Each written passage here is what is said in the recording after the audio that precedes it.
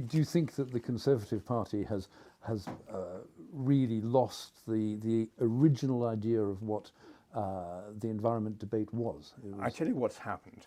They have been completely panicked by the quote-unquote recession, or the depression, or whatever you want to call it. They have they've lost their marbles on this, and they suddenly think that the only way you can achieve economic growth is by ripping up environmental legislation. And all the philosophy, all the thinking which has gone on over the last 10 or 12 years, as you know just as well as I do, has been that actually sustainable economic growth can only come about, sustainable I'm emphasizing, if you actually have well-structured environmental legislation, and that the resources which are necessary to underpin economic growth have to be protected. So what is the danger we're getting ourselves into if all these plans by the Conservatives to throw away so much of the legislation go?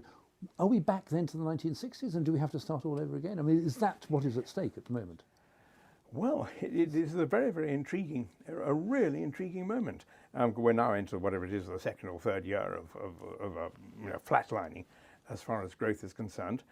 I think what will happen is that people like my son Leo, who's, as it were, one of the boys who's not in Parliament at the moment, but who nevertheless has got a lot of serious thinking out there on quote-unquote sustainable finance, will finally win the argument, and it will be proved that you can only get sustainable economic growth by decent environmental policies. So I have a feeling, and maybe it's more hope than expectation, that the good side will win out, and the others will realize that you don't actually boost growth by scrapping environmental protection. Because in the 1970s, I mean, there was a huge movement to basically end growth. I mean, that was one of the prime areas of the new environmentalist agenda, which was we do not need growth, we should not have growth, and it was a very active movement. That's gone out of the window. Well, I tell you that's where I come from. I mean, I'm basically, apart from my tummy, which is another matter we all have sort of personal. Now, I'd like to get my tummy a bit thinner. Anyway, but yes, I mean, I'm basically, if you said to me who is right in the argument, the no growth people or the let's go for growth people, I would certainly say the no growth people. But I'd add as a corollary to that, you have to get population under control as well, because if you look at it in sheer economic terms, how can you sustain increases in per capita income at a time when you have rising population without rising economic growth? Whereas if you have a declining population, which is what I would aim for, then of course even a stable economic growth situation will give you increases in per capita income. So that's where I stand on that. Do you have a sense of what the carrying capacity of Britain is, or of the world as a whole? Or? Well, Britain, I'd put it at 10 or 15 million.